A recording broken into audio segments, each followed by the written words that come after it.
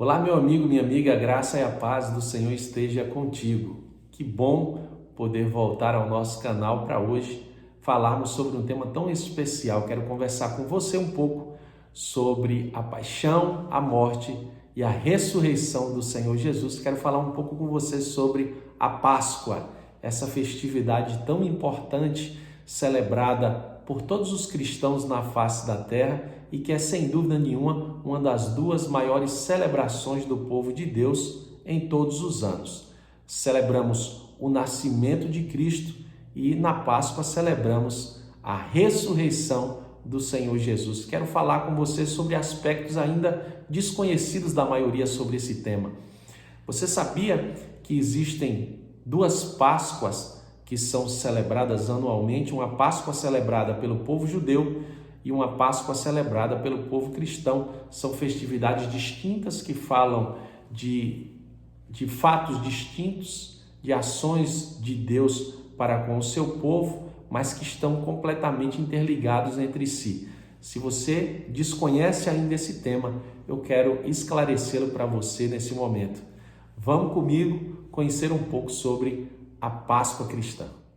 Feita essa introdução, eu quero começar a falar para você sobre a Páscoa judaica e por que nós cristãos entendemos que a Páscoa judaica ela é um tipo da Páscoa cristã. A Páscoa judaica que é celebrada desde o Antigo Testamento, registrado lá no livro de Êxodo, e onde o povo de Deus, instruído pelo próprio Deus, celebrava uma festa por conta da libertação que Deus proporcionou a eles do cativeiro do Egito e de Faraó. Essa celebração ela foi um anúncio da celebração que aconteceria a partir da ressurreição de Cristo registrada nos Evangelhos no Novo Testamento. A palavra Páscoa é originária de uma palavra hebraica que significa a passagem. A passagem é exatamente desse contexto de escravidão para um contexto de liberdade. E vocês sabem que a primeira Páscoa foi celebrada pelo povo judeu exatamente nesse contexto de escravidão. O povo hebreu, que é originário de Abraão e que havia se estabelecido em Canaã, por conta de uma crise por falta de água e de alimento, acabou mudando-se para o Egito e ali acabou sendo escravizado por Faraó. Esse povo só voltou a conhecer a liberdade de novo através da ação de Moisés na execução das 10 pragas, tal como nós conhecemos no relato bíblico.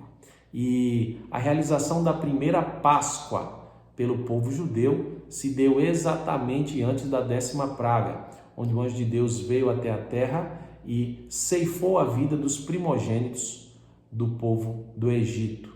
O anjo de Deus poupou apenas a vida dos primogênitos dos filhos do povo hebreu, que cumpriram exatamente como Deus os havia orientado na realização da festa e do ritual da Páscoa. Agora é necessário lermos o livro de Êxodo, capítulo 12, a partir do verso 1, onde ali estão estabelecidos os requisitos para a realização da festa da Páscoa. Nós precisaremos selecionar alguns versículos para que a leitura não fique muito extensa. Porém, vamos ler Êxodo capítulo 12, a partir do verso 1. O Senhor disse a Moisés e a Arão no Egito: Este deverá ser o primeiro mês do ano para vocês. Digam a toda a comunidade de Israel que, ao 10º dia desse mês, todo homem deverá separar um cordeiro ou um cabrito para a sua família, um para cada casa. Se a família for pequena demais para um animal inteiro, ela deve dividi-lo com seu vizinho mais próximo, conforme o número de pessoas e conforme o que cada um puder comer. O animal escolhido será macho de 1 ano sem defeito e pode ser um cordeiro ou um cabrito. Guardem-no até o 14º dia do mês, quando toda a comunidade de Israel irá sacrificá-lo ao pôr do sol. Versículo 7. Passem então um pouco de sangue nas laterais das vigas superiores das portas das casas, nas quais vocês comerão o animal. Naquela mesma noite, comerão a carne assada no fogo com ervas amargas e com pão sem fermento. Versículo 12. Naquela mesma noite eu passarei pelo Egito e matarei todos os primogênitos, tanto dos homens como dos animais, e executarei juízo sobre todos os deuses do Egito, porque eu sou o Senhor. O sangue será um sinal para indicar as casas em que vocês estiverem. Quando eu vir o sangue, passarei adiante. A praga de destruição não os atingirá quando eu ferir ao Egito. Essa é a origem da Páscoa judaica. Agora deixe-me falar um pouco para vocês sobre a Páscoa cristã, essa que nós celebramos. A Páscoa cristã, ela está relatada no livro de Mateus, capítulo 26, 27 e 28. Para isso eu fiz um resumo, porque não teremos tempo para ler os 3 capítulos. Eu fiz um resumo para que você possa entender por que nós celebramos essa data especial. No primeiro dia da festa dos pães asmos, ou seja, na Páscoa, chegaram os discípulos junto de Jesus dizendo: onde queres que façamos os preparativos para comermos a Páscoa? E os discípulos fizeram tal como Jesus os havia ordenado, então prepararam a Páscoa. E chegada a tarde, Jesus assentou-se à mesa para ceiar com os 12. Tendo cantado um hino após a ceia, saíram para o Monte das Oliveiras. Então Jesus lhes disse: a minha alma está cheia de tristeza até a morte. Fiquem aqui comigo e velem comigo. Então, após aqueles momentos, chegou junto um de seus discípulos e disse-lhe: dormi agora, repousai. Eis que é chegada a hora e o Filho do Homem será entregue nas mãos dos pecadores. Então, o que o tinha de trair, deu-lhes um sinal dizendo: o que eu beijar, esse é Jesus, prendei-o. Então, após ser preso, cuspiram-lhe no rosto e deram-lhe socos, e tantos outros o esbofeteavam. Mas chegando a manhã, todos os príncipes dos sacerdotes e os anciãos do povo formaram juntamente conselho contra Jesus, para o matarem. Então, ele foi acusado pelos príncipes dos sacerdotes e pelos anciãos, porém nada respondeu. Durante o seu julgamento, disse-lhe Pilatos: que farei então de Jesus, o chamado Cristo? Então disseram todos em alta voz: que ele seja crucificado. Perto da hora 9, após sua crucificação, Jesus em alta voz disse: Eli, Eli, lama sabachthani.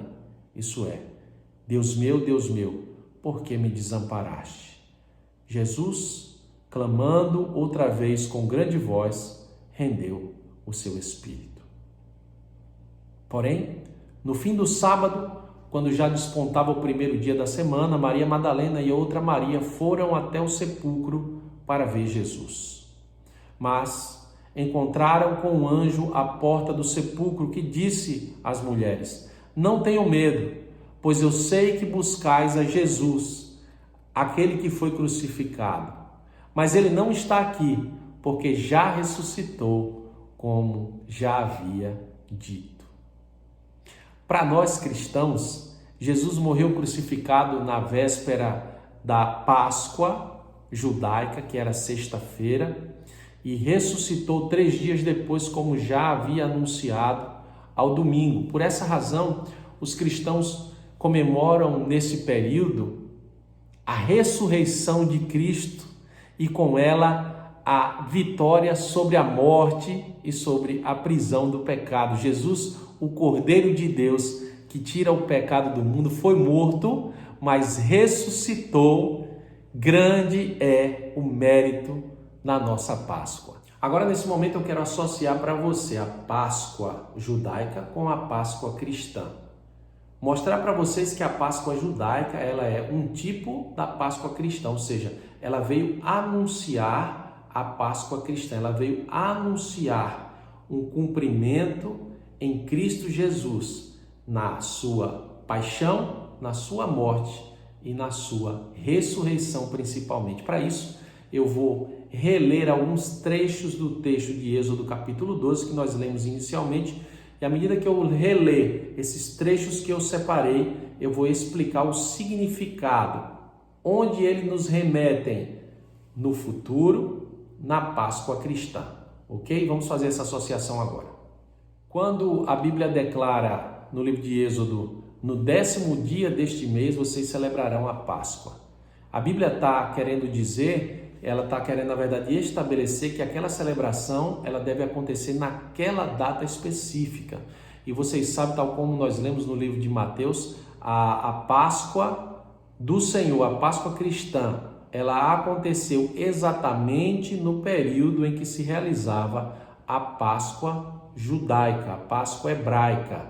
Ali aconteceu o advento da prisão, onde falamos da paixão de Cristo, a sua morte e principalmente a sua ressurreição.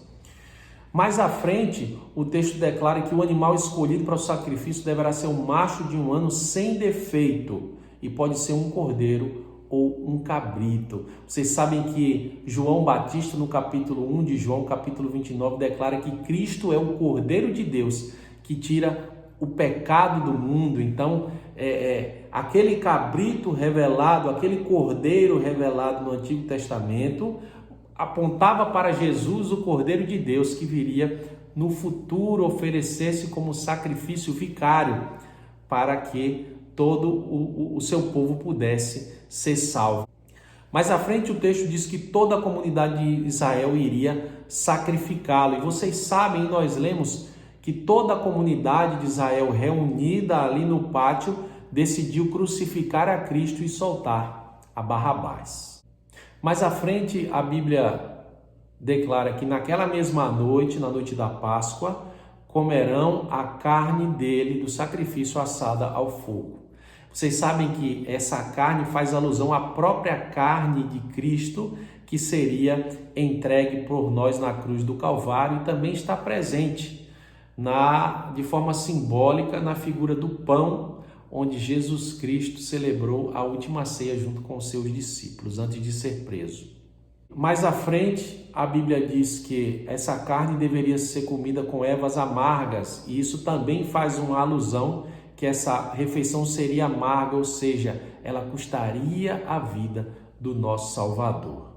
A Bíblia declara que naquela noite que se comeria a carne sacrificada, essa carne não só seria comida com ervas amargas, mas ela também seria comida com pão sem fermento. E veja o que Paulo diz em 1 Coríntios capítulo 5, versos 7 e 8 sobre esse pão sem fermento. Ele diz assim: alimpai-vos, pois, do fermento velho, para que seja uma nova massa, assim como estáis sem fermento, porque Cristo, nossa Páscoa, foi sacrificado por nós. Por isso façamos a festa não com fermento velho, nem com o fermento da maldade e da malícia, mas com os asmos da sinceridade e da verdade que estão expressos na vida e na morte de Jesus Cristo. Por fim, eu separei um trecho que diz: o sangue será um sinal para indicar as casas em que vocês estiverem. Quando eu vir o sangue, eu passarei adiante. Ou seja, qual é a marca do sangue de Cristo na nossa vida? É exatamente o fruto do Espírito, ou seja, uma vida reta, uma vida transformada. Por isso João declara que se andarmos na luz como Ele na luz está, temos comunhão uns com os outros, e o sangue de Jesus Cristo nos purifica de todo o pecado. O sangue como um sinal para que o anjo da morte não passasse e ceifasse a vida dos primogênitos. Ele fazia alusão ao sangue de Cristo que nos purifica de todo o pecado. Você conseguiu então perceber a relação entre as duas Páscoas e porque a Páscoa judaica ela fazia alusões à Páscoa cristã? Percebem a relação entre as duas? Mas o mais importante do que perceber essa relação é percebermos que a Páscoa representa verdadeiramente a nossa libertação da prisão do pecado. E qual é a maior forma de celebrarmos essa libertação? Qual a maior forma de celebrarmos essa liberdade que temos em Cristo? Por certo, não é deixando de comer carne vermelha na sexta-feira da paixão e nos alimentando de peixe.